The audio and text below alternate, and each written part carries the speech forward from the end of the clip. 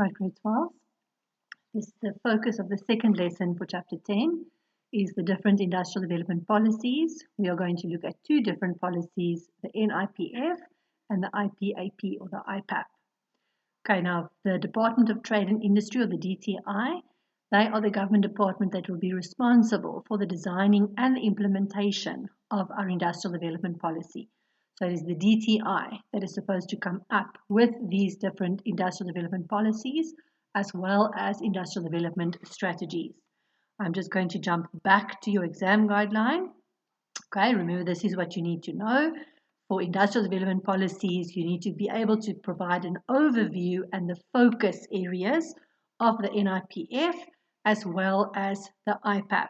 So not too much detail. Now, an overview, they might use it in a data response question or short questions at a push, maybe an 8-mark discuss question. All right, so if we start with the NIPF, that is the abbreviation for the National Industrial Policy Framework. This document was signed into law in 2007. Okay, so this was the first official industrial development policy that was adopted. And basically in this document, it sets out the government's broad approach to industrialization. All right, so what they say is that they believe the South African economy is capable of higher levels of economic performance. We know, obviously, that our economic growth rate is very low, this year especially so, okay, but that's extenuating circumstances. Even in normal years, average years, our economic growth rates are lower than what we want it to be. And none of the strategies that we spoke about, economic growth strategies that we spoke about in chapter 9, none of them have been like wildly successful in terms of creating economic growth and development. But the government do believe that we are capable of high levels of economic performance, and they believe that the answer is to have a strong industrial policy to create a more productive economy. Okay, if we want economic growth, we need to increase our production of goods and services, and the ideal way to do that is to encourage industrial development. Okay, obviously our industrial policy must also take into account any changes in both the local economy as well as international changes that's happening in other countries, especially in our trading partners. All right, so when the government comes up with an industrial development policy, they must take into account the situation in the country itself, okay, what is happening in our own country at the moment, as well as what is happening internationally, because international events do affect our economy as we have a very open economy. Okay, the core objectives of the NIPF, first of all, is diversification. Okay, now what we find, diversification is basically the opposite of specialization.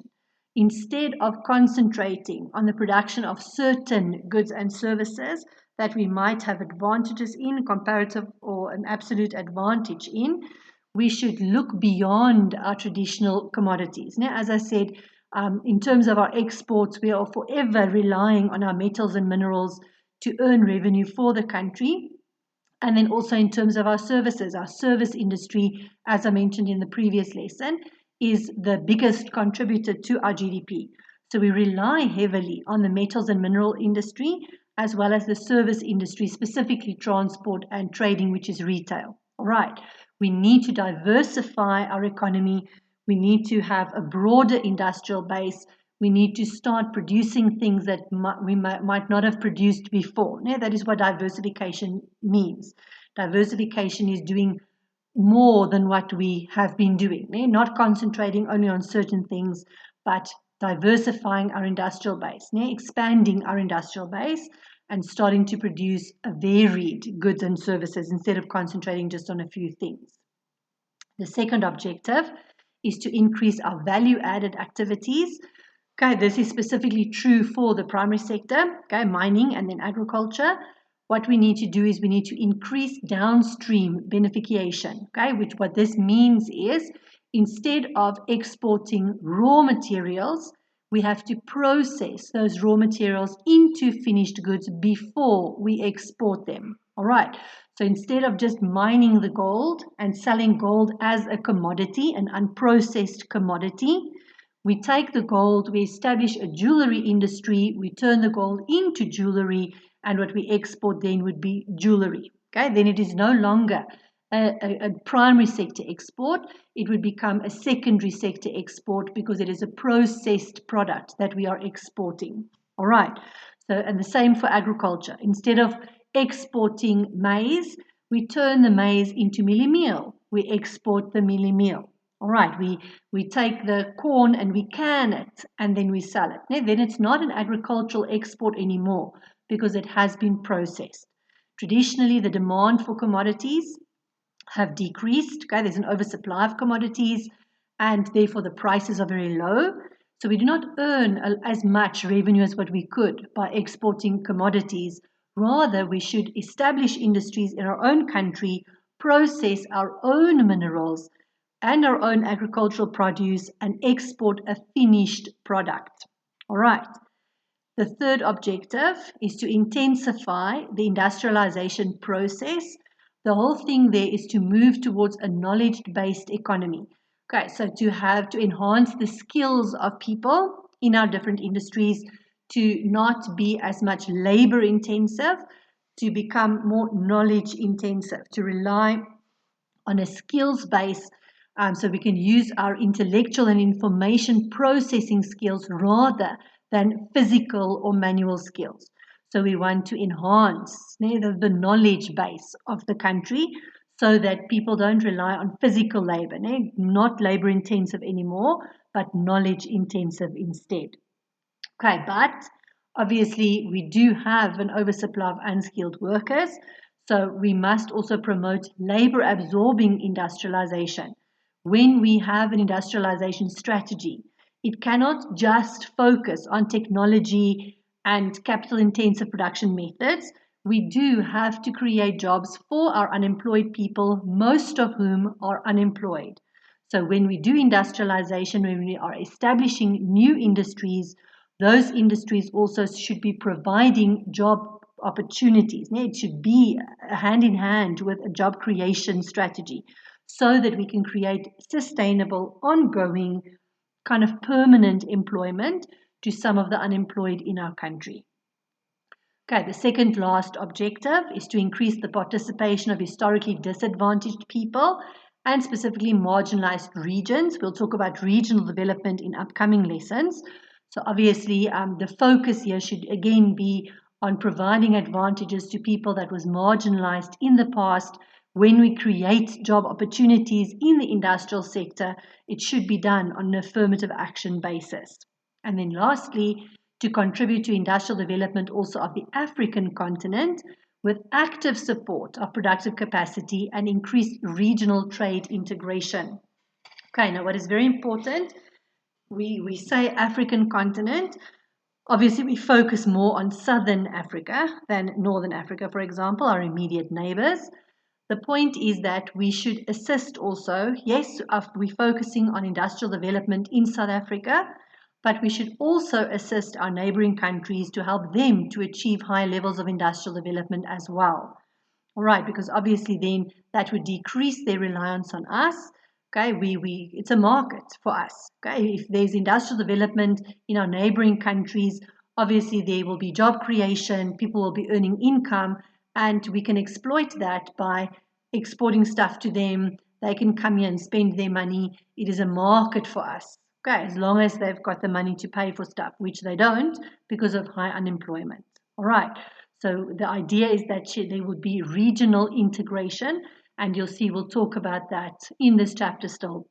We're going to talk about different corridors that we have established, integration between South Africa, corridors that stretches across our borders into our neighboring countries as well, so that we can benefit from industrial development, but they can benefit from it as well. The second policy that we're going to look at is the Industrial Policy Action Plan, okay, or the IPAP. Obviously, the acceptance of the IPAP in 2007 paved the way for a detailed industrial policies and actions. Obviously, to say that, yes, okay, we want industrial development, but we also need to figure out, okay, which areas we are going to focus on, how are we going to achieve high levels of industrial development. So the IPAP is both a policy and an action plan. that is designed to help our country to build an industrial base, to expand our industrial base in certain critical sectors of production and value-added manufacturing.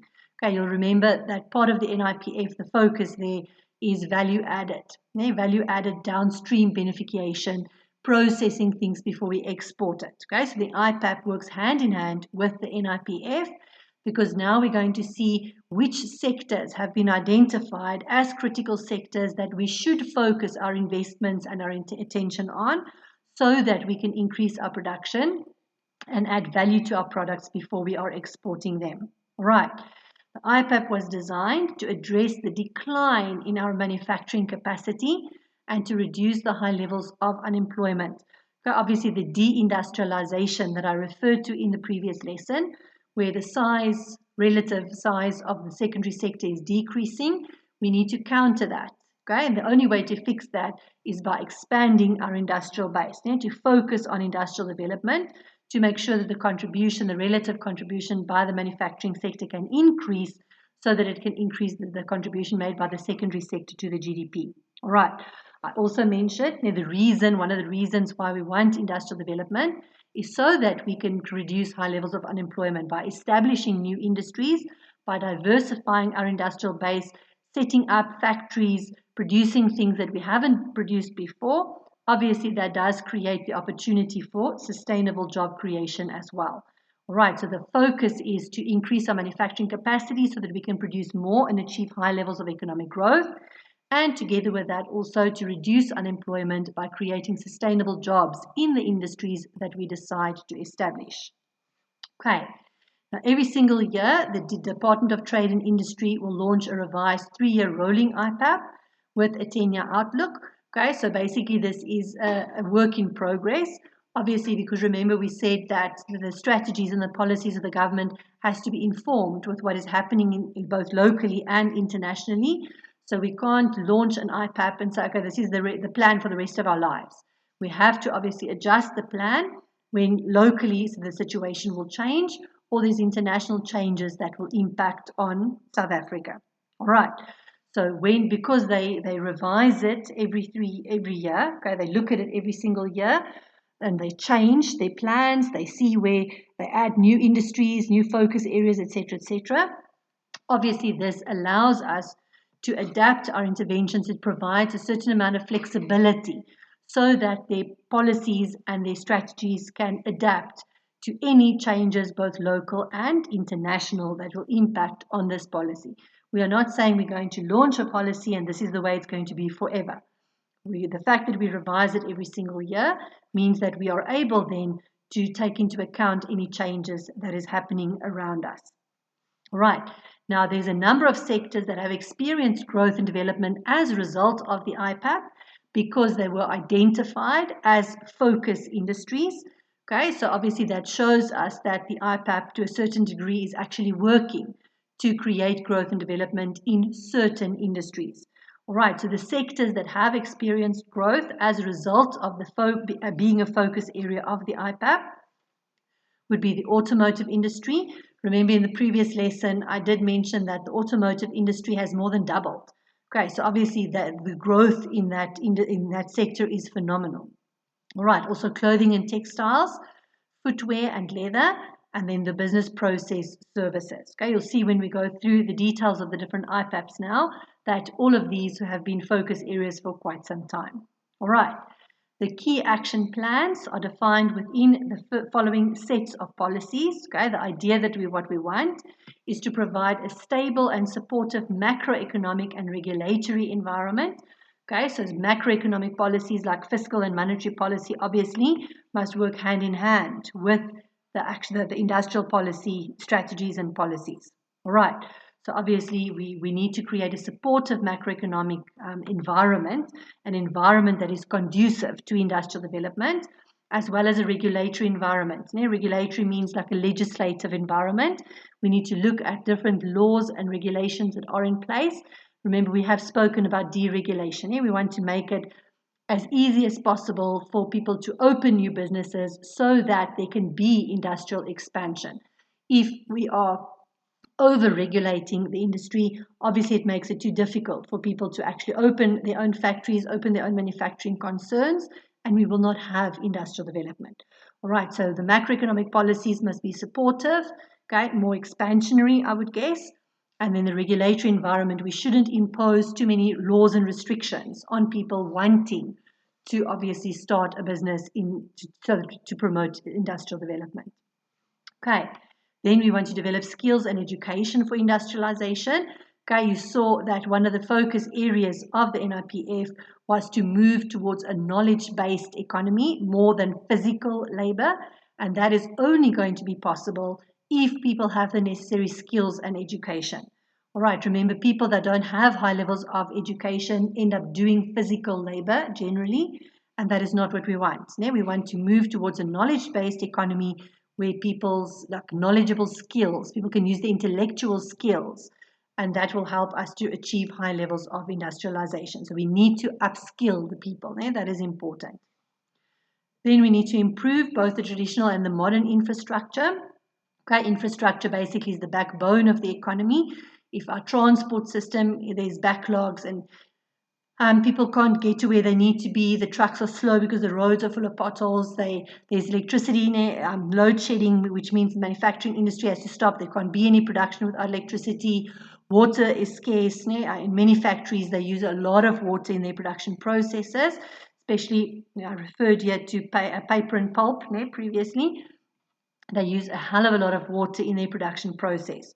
So industrial development is not possible unless it is supported by efficient and affordable infrastructure.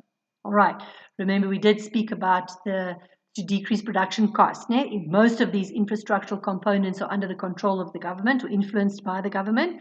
So it's very important that it is efficient, that we have electricity when we need it, that we have the water when we need it, that the transport is efficient, but it is also affordable. All right, and then lastly, to improve innovation and technology. Okay, obviously we said we want to move more towards a knowledge-based economy. So new technology obviously makes us more productive. That's the point. We want to produce more. If we want to produce more, we need to obviously increase our productivity. And we can only do that if there's innovation and new technology as a result of innovation. Okay. Now, if we look at the different IPAPs, IPAP 1, IPAP 2, IPAP 3, obviously there's been others since then, okay, but you will be able to get the gist of it. You do not need to know detail. Remember, your exam guideline says broad overview, a broad overview and the focus areas. That is what is important.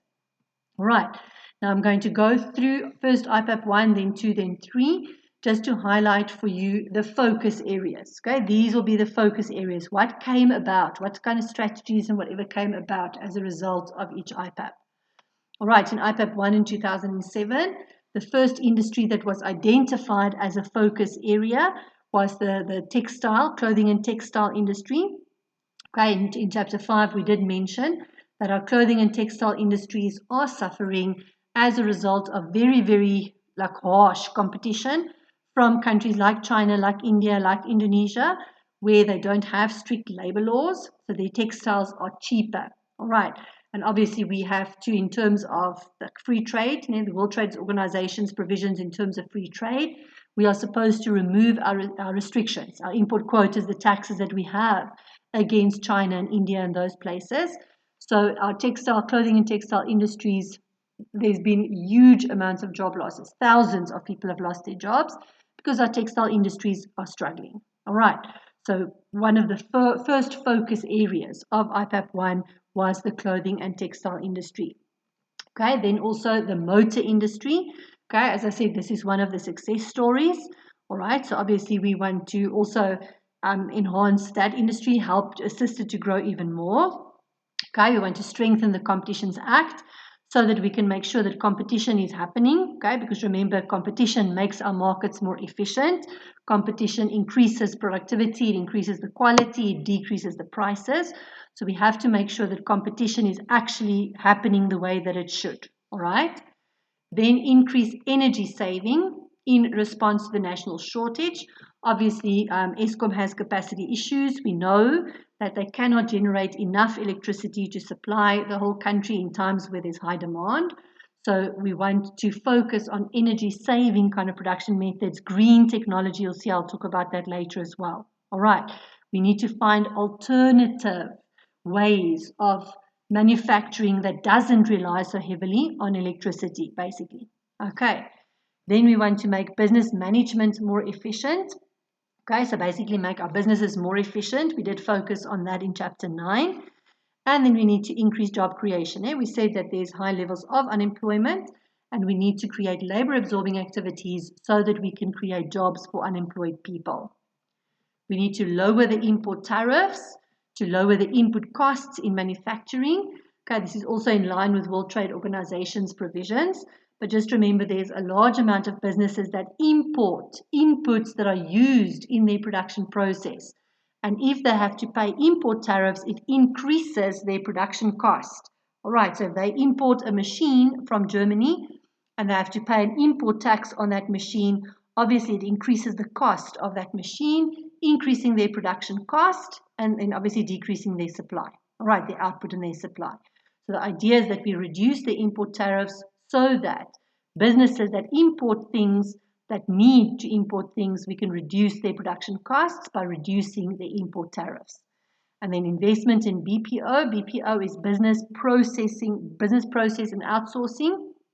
Okay, you'll see this one repeats throughout the different IPAPs as well. Okay, this is basically like your call centers will be an example of business process outsourcing. You outsource certain things. In an industry, you don't try and do everything. You outsource your advertising, you outsource your accounting, you outsource your debt collection. Okay, there's a lot of things that you can outsource to the call centers that they can do it more efficiently for you, and you can concentrate obviously on your production. All right, in IPAP 2, which was launched in 2011, they basically scaled up existing interventions identified in IPAP 1.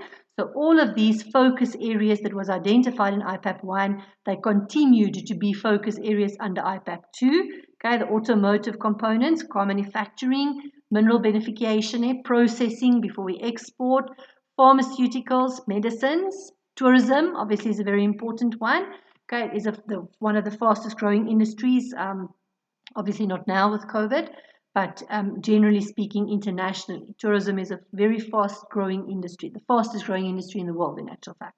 All right, then business process services, BPO, as well as clothing and textiles. Then they also added that they should improve the procurement policy. Okay, we did mention procurement policies before. Okay, it should be in line with triple BEE policy.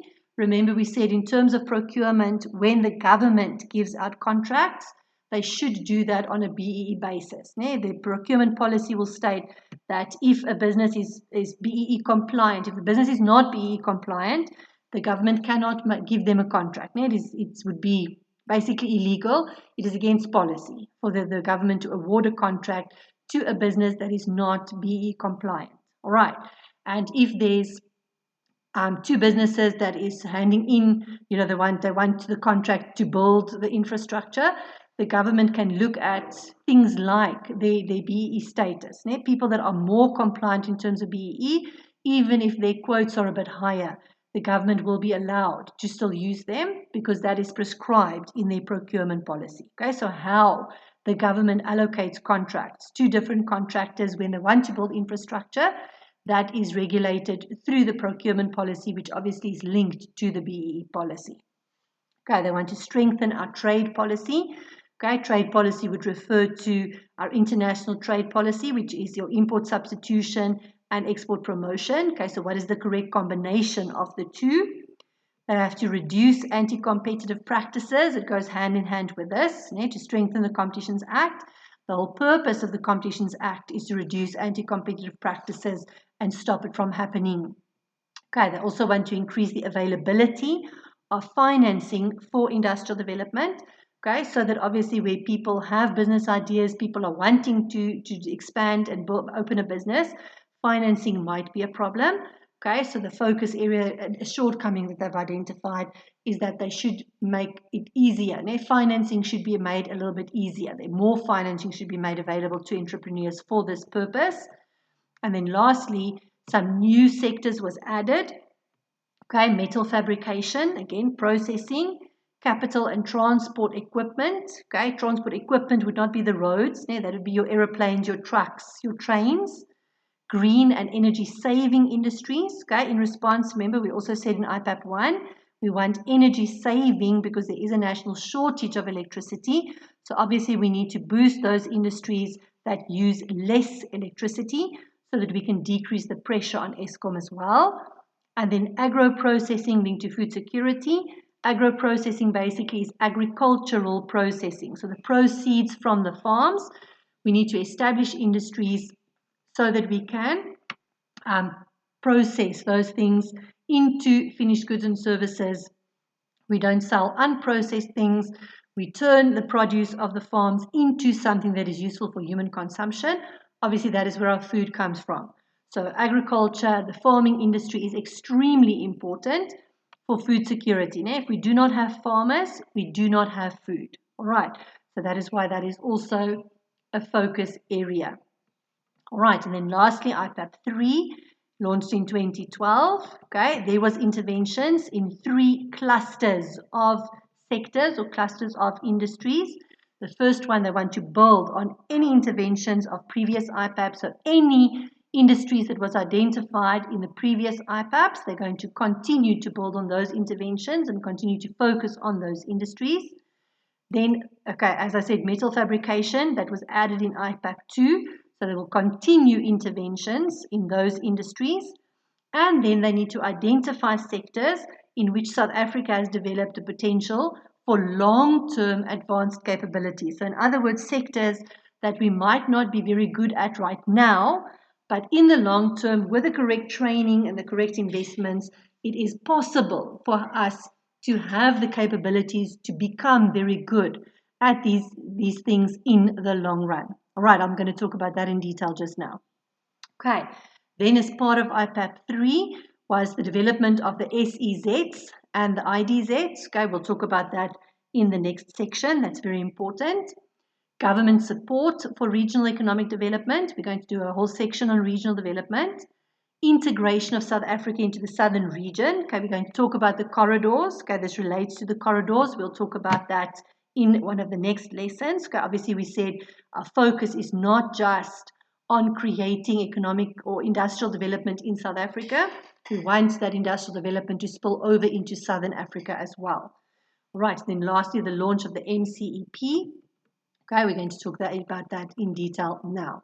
All right, now in IPAP 2, there was a movement away from duty credit certificate schemes, okay, in the clothing and textile industries. Basically, what that entailed was that the textile industries would receive a certificate that was used to compensate manufacturers and exporters with rebates on import duties to help them to become more competitive. All right, so manufacturers of clothing and textiles basically was given the certificate, and that meant that they would get a rebate on the import duties. So whatever import duties they paid, whatever they needed to import for their production process, and they had to pay import duties on the imports, they would receive a rebate. In other words, they will receive some of those import duties that they had to pay, they would receive back. Okay, so it was an incentive to help them to reduce their production cost by basically allowing them to pay less import duties in the end. Okay, they would have to pay it, but they would get some of it back. All right. So, but now in the IPAP 2, they did away with that. Okay, they decided they're not going to use these credit certificate scheme anymore. All right, so they changed that to a system based on credits. All right, whereby the clothing and textile industries could use the IDC, Industrial Development Corporation, to access financing instead of using those duty certificates. All right, so the IDC, just remember, write it down if you don't know, Industrial Development Corporation. They are there to finance, it's a larger finance. Okay, so if you want to start a small business, the IDC is not where you go. Okay, they're more interested in larger projects and larger sums of money. All right, so in IPAP 2, The clothing and textile industries were then allowed to make use of the IDC to access financing for their production activities. Okay, then NIPF. Okay, again, they added a range of measures. Obviously, the thing is to grow the economy, to create jobs. We know this. So now, remember I mentioned that in IPAP 3, they also decided that they have identified certain sectors where South Africa has the potential to develop long-term advanced capabilities. So things that we might not have, like serious capabilities right now, but we have the potential in the future sometime to become really good at it. All right, and those industries, those sectors with the long-term capabilities were included the nuclear industry. Okay, nuclear, remember it's illegal to produce nuclear weapons, but they use nuclear technology in medicine, for example, as well as power generation. Right, advanced materials, this refers to the textile industry. Okay, materials, the textiles that lasts for longer, it doesn't stretch as much, etc., etc. Okay, but better kind of textiles, textiles of a better quality. Then aerospace and defense.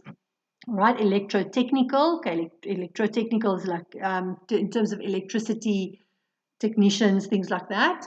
And then ICT, information and communications technology, ICT, is the whole the computer industry. All right, obviously that is the way forward. It is very important that we develop certain capabilities to deal with this. Now, everything is on computers and digital nowadays, so that is very, very important. And then also in terms of IPAP 3, we spoke about the MCEP. That stands for the Manufacturing Competitiveness Enhancement Program.